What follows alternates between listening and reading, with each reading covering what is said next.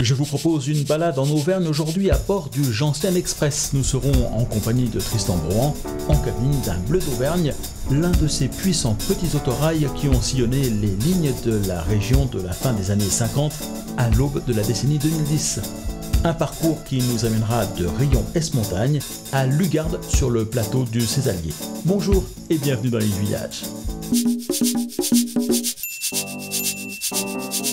Riom-Esmontagne est situé dans le Cantal, en région Auvergne-Rhône-Alpes. Cette petite ville est le point de départ de l'exploitation commerciale de la ligne du Gentiane Express, dont la base arrière reste installée à Bord-les-Orgues, une vingtaine de kilomètres plus loin.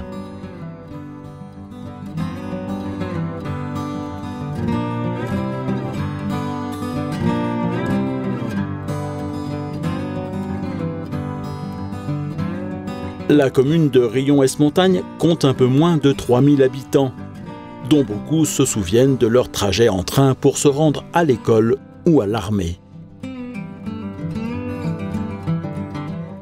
Lorsque le service militaire était encore d'actualité, beaucoup d'entre eux devaient passer de nombreuses heures dans le train pour se rendre sur leur lieu d'affectation, dispersés un peu de partout en France. Et le périple commençait sur la ligne que nous allons emprunter cet après-midi. De nos jours, au départ de Riom-Esmontagne, ce ne sont plus que des voyages d'agrément qui sont proposés par l'Association des chemins de fer de la Haute-Auvergne. Et nous allons profiter de l'un d'eux pour nous rendre à Lugarde, sur le plateau du Cézallier, à un peu plus de 1000 mètres d'altitude.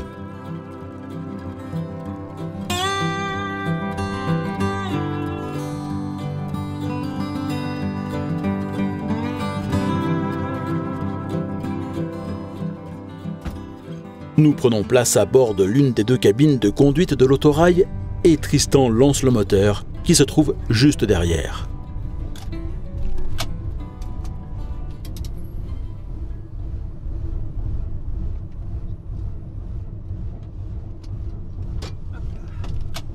En arrivant sur la ligne, l'autorail a été intentionnellement orienté dans cette direction, de manière à ce que les conducteurs entendent le moteur derrière eux alors qu'ils circulent dans le sens où l'engin doit produire le plus d'efforts, celui de la montée. Cela leur permettrait, le cas échéant, d'être immédiatement alertés en cas d'avarie.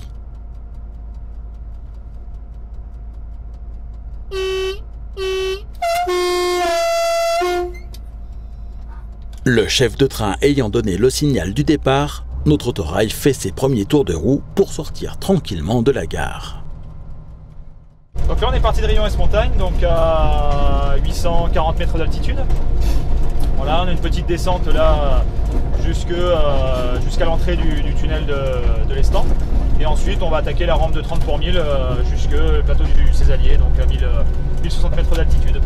Un parcours de 16 km qui nous amènera à Lugarde, après le franchissement du col de Pierrefitte, à 1061 mètres d'altitude, soit 220 mètres de plus qu'à notre point de départ.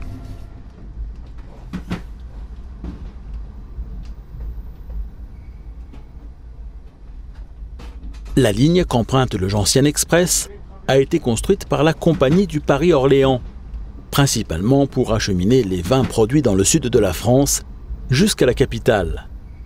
En coupant par le Massif central, entre Bord-les-Orgues et Neussargues, elle constituait le chemin le plus court entre Paris et Béziers. Elle fut inaugurée le 5 juillet 1908, après 7 années de travaux. C'est une ligne qui fut construite à l'économie. Aussi est-elle particulièrement sinueuse.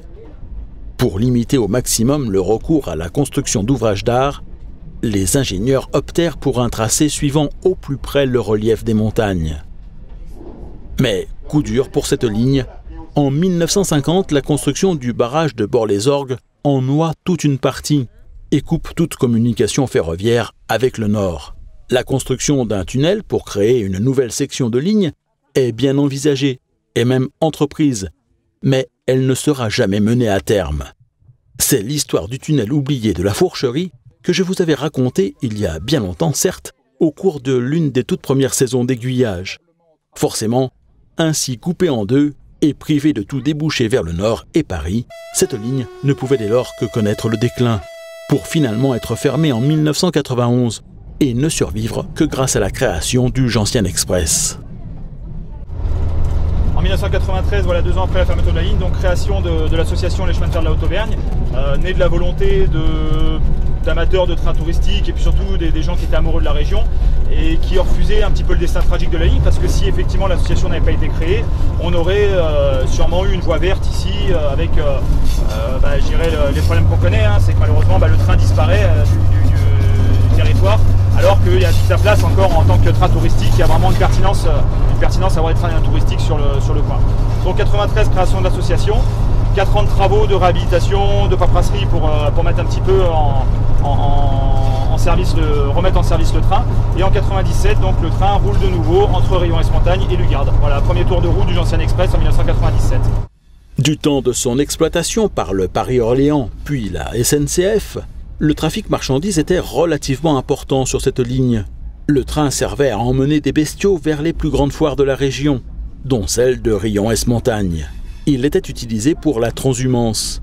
Mais on le chargeait également en fromage, salaison, bois et hydrocarbures. Jusque dans les années 80, beaucoup de fermes étaient embranchées et pouvaient recevoir dans leur cours quelques wagons isolés. Avec l'avènement du TGV, l'essentiel des moyens ont été recentrés sur la grande vitesse, ou pour les marchandises, sur les gros trafics. Ceux du bois et des animaux vivants furent pratiquement les seuls à subsister. Alors jusqu'en 1991, on a eu quand même encore un trafic marchandises qui permettait de descendre du bois, alors environ 2-3 fois par semaine, sur l'usine La Paire qui était située à côté de Bord-les-Orgues. Donc le train allait de Neussargues à Bord, changeait de bout et repartait sur la ligne de Bord-les-Orgues à Aurillac et s'arrêtait donc à l'embranchement de La Paire à Champagnac-les-Mines à côté de Bord-les-Orgues. Voilà. Donc c'était un trafic qui a duré encore 1 an après la fermeture voyageurs, puisque la ligne a fermé en 90 pour les voyageurs et en juillet 91 pour les marchandises.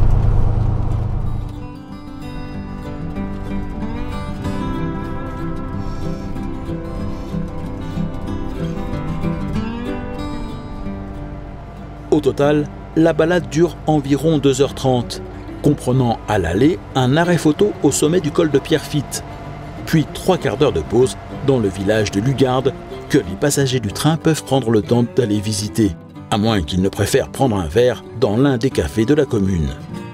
Au retour, autre arrêt photo. Les passagers peuvent immortaliser une vue du viaduc de Barajol, à l'entrée duquel notre train marquera une nouvelle pause d'1 demi-heure pour laisser le temps aux touristes de faire quelques pas sur cet ouvrage d'art remarquable qui constitue une exception à ce qui fut la règle édictée pour la construction de cette ligne. Sur les 71 km de ligne entre Bord-les-Orgues et Neussargues, on retrouve simplement 4 tunnels et 5 viaducs. Alors voilà, je vous dis, on a cherché vraiment à construire l'économie en suivant au maximum le relief des montagnes.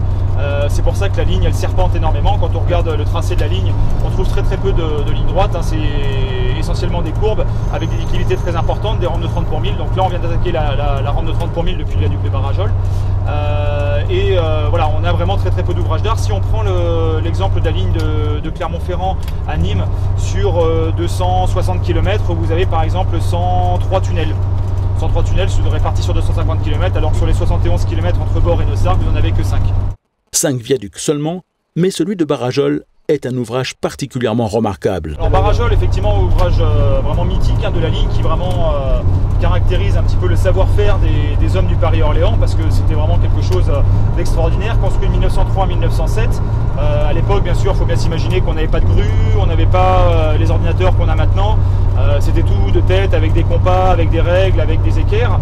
Et avoir un ouvrage de ce type qui est vraiment en courbe et avec un lieu aussi éloigné de tout chantier, vraiment de toute grosse ville, c'est vraiment qu'il y a une grosse prouesse avec des étapes de construction en bois. On a vraiment vu, effectivement, il y a des photos qui retracent encore un petit peu les étapes de construction avec des voûtes faites en bois et puis des pierres qui sont rajoutées au fur et à mesure, qui sont montées à la force des mains avec des poulies, avec ce genre de choses. C'est quelque chose d'assez exceptionnel. 4 ans de travaux, aucun accident mortel qui a été à déplorer sur le chantier, c'est quelque chose d'assez extraordinaire. On estime entre 300 et 400 le nombre d'ouvriers qui travaillaient sur le chantier, donc vraiment un chantier de très grande envergure, avec un village qui est installé pratiquement, on peut le dire, hein, oui, c'est vraiment un village qui est installé en bas, puisqu'il y avait, des maisons en bois qui étaient fabriquées, il y avait des hôtels, il y avait des bars, des restaurants qui permettaient de pouvoir nourrir un petit peu les ouvriers. Voilà, vraiment, il manquait plus que le saloon, et puis on se retrouvait effectivement dans le Far West comme en 1800 en Amérique. C'était un petit peu ça, l'ambiance un peu Far West. Passé le viaduc de Barajol, la rampe est ininterrompue, avec une déclivité variant entre 20 et 30 pour 1000. Une bagatelle pour notre autorail, dont le moteur a été taillé précisément pour ce type de profil. On est vraiment dans le fort de la rampe, hein, avec un moteur qui tourne à 1000 tours par minute. Il pourrait tourner bien plus vite, hein, on pourrait monter un peu plus vite, sauf que là on est dans une zone de remplacement de traverse, donc on est limité à 20 km/h. On a une entreprise qui est venue travailler là sur la zone, qui n'est pas encore tout à fait finie. On a des traverses toutes neuves là sur la zone, donc on va bientôt lever la limitation de vitesse à 20 km/h pour remonter à la vitesse normale à 30. Voilà, donc à partir de ce passage à niveau, on termine la zone de limitation de vitesse et on peut reprendre notre vitesse à 30 km/h. L'autorail à bord duquel nous avons pris place est un X 2800, appartenant à une série d'engins construits par Renault entre 1959 et 1961 à 120 exemplaires. Ce sont des autorails de petite capacité, une soixantaine de places assises, qui étaient dédiées à la desserte des lignes secondaires de moyenne montagne. Il est équipé d'un moteur diesel MGO, du nom de la société qui l'a développé, la MAREP, société de matériel et de recherche pétrolière, et de ceux des deux ingénieurs qui l'ont mis au point, messieurs Grossan et Ollier.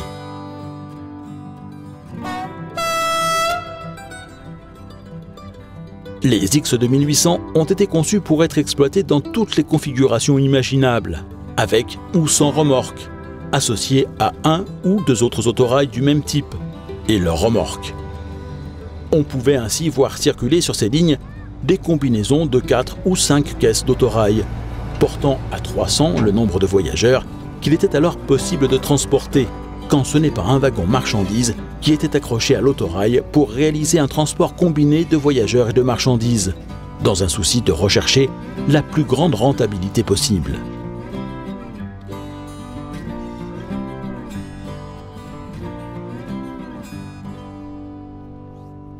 De nos jours, la ligne est exploitée par l'Association des chemins de fer de la Haute-Auvergne dans la configuration la plus simple. Un seul train peut être engagé sur celle-ci. Nous, la particularité, c'est qu'on est en régime de navette, donc avec un seul train sur la ligne, avec le bâton pilote, hein, qui nous permet d'avoir la garantie, voilà, cette fameuse plaque de ligne, autorisation de circulation rayon et garde. Et ça, c'est le sésame pour circuler. Si jamais on ne l'a pas, on ne peut pas rouler. Voilà, pour pouvoir rouler. Si on ne l'a pas, interdiction de circulation, ça veut dire que potentiellement, il y a déjà un train qui est engagé sur la ligne. Donc on est hors clou. Peu après notre départ de Rion-Est-Montagne, nous avions traversé le plus long tunnel de la ligne, celui de l'Estampe, qui mesure près de 1,5 km. Nous allons maintenant parvenir au second. On rentre dans le deuxième tunnel de la ligne, le tunnel de Montagna, qui fait 598 mètres de long. La particularité du tunnel de Montagna, c'est qu'en fait, sans s'en apercevoir, en fait, on fait un demi-tour en le traversant. Il est vraiment construit en fer à cheval, et il faut s'imaginer qu'en fait, tout à l'heure, on était de l'autre côté de la montagne, sur le plateau un petit peu plus bas, quoi, du coup. Donc le relief va s'inverser, en fait on va retrouver les monts du Cantal de ce côté-là, alors qu'en fait avant d'entrer dans le tunnel, ils étaient sur notre gauche. Et là on va effectuer un premier arrêt à notre passage à niveau. Et c'est notre ami Alexandre qui va aller faire la fermeture des barrières. La fermeture du passage à niveau est manuelle et se fait en 2 temps. Fermeture manuelle en 2 temps.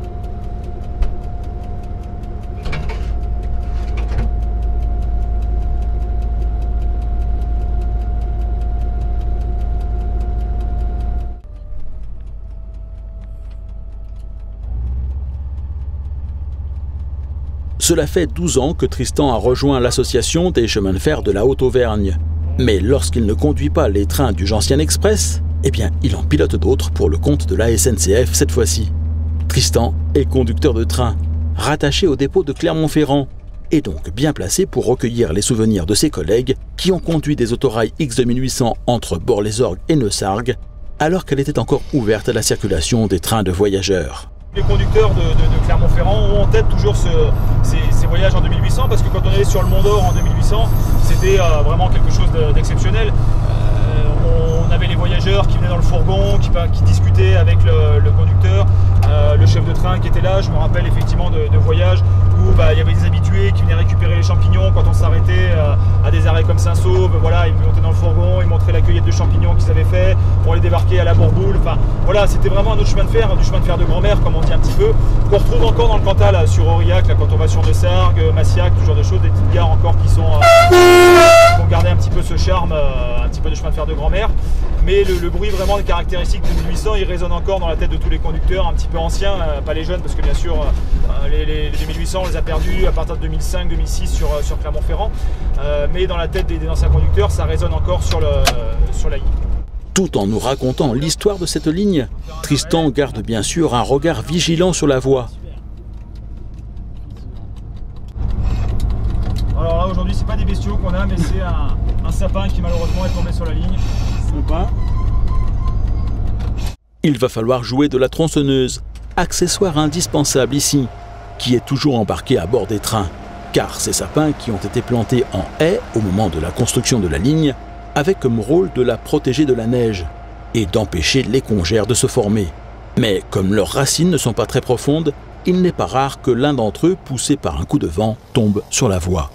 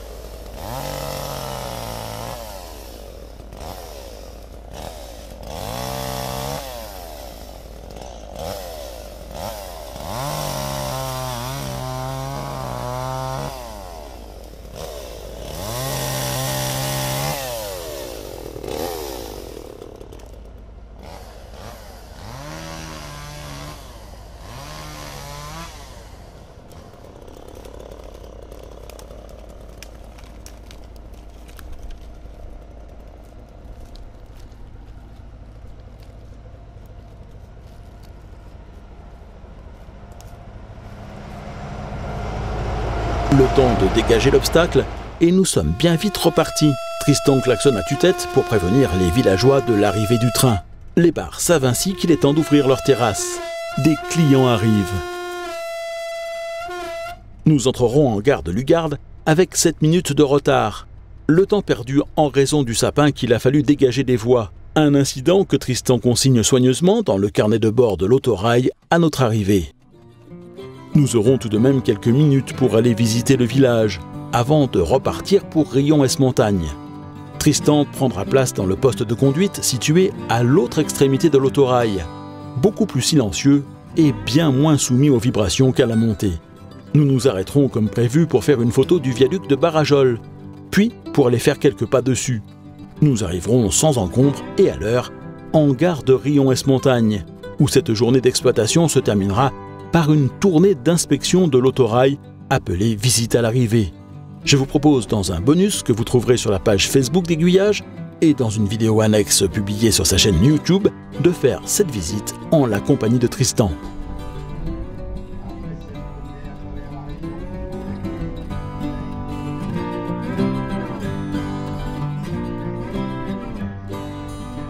Pour ceux qui voudraient profiter des beaux jours qui arrivent pour aller faire un tour à bord du Gentiane Express, sachez que le train circule jusqu'au 15 juin, les jeudis et dimanches après-midi, tous les après-midi du 15 juin au 20 juillet, et puis le matin et l'après-midi en semaine et uniquement les après-midi le week-end jusqu'à la fin du mois d'août.